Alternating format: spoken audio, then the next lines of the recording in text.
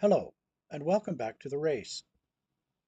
We've been studying the points A, B, and C as they race around their respective tracks. Today, we want to look at how fast is each point moving in terms of centimeters per second. We've been using these three assumptions. 1 lap per minute, theta increases at a uniform rate from 0 to 360, and the units of the graph are in centimeters. So each point travels at a rate of its circumference in centimeters per minute. So for the circles, of course, it's fairly straightforward. The circumference of each circle is 2 pi r. So the larger circle is 2 times 3.14 times 4, which is 25.12 centimeters. So A is traveling at 25.12 centimeters per minute. The smaller circle has a radius of 3, and it is traveling at 18.9 centimeters per minute. Now we come to the ellipse.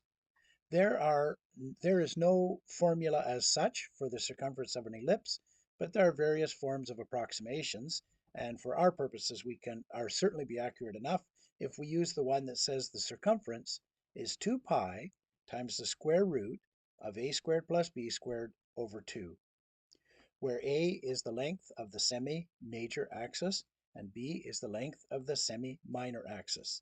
So in our case, with a equals 4 and b equals 3, we will get 22.2 centimeters per minute. But we should say that's on average. That's the comparison of the circumferences spread out in a straight line.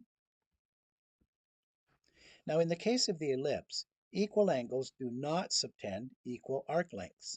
If you take an ellipse and divide it up into 15-degree segments, as we've done here, you will see that the arc length subtended change according to what you can see on the screen here now. As a reminder, the ellipse angle we are calling alpha, and the angle trace for the circles is theta. The angle alpha does not equal to theta except on the axes. So what is known about the given arc length of an ellipse? There's no formula, as we've mentioned, so we can use various programmatic methods to calculate the arc length. Now let's see what we've done in GeoGebra here. We've said that theta is 0, 15, 30, 45, 60, 75, and 90. That gave us these different values of alpha, which in turn gave us these different values for the arc length subtended by those angles. So as theta moves from 0 to 15, we have this arc length of 0.79, which turns into 19 centimeters per minute, and so on. And as we can see, the linear speed is increasing as alpha moves from 0 to 90 degrees and as theta moves from 0 to 90 degrees. So every 15 degrees of theta is 2.5 seconds. If you go back and look at our assumptions, you'll see that to be the case. Interestingly, it's symmetrical because after 1/4, we have now gone 5.56, which if you multiply it all out, you will get 22.22. So it's very close to being the overall velocity that we originally calculated. And so the next quarter will be the same on average, and the next quarter, and so on. So there we have it, folks. We've filled in our entire chart.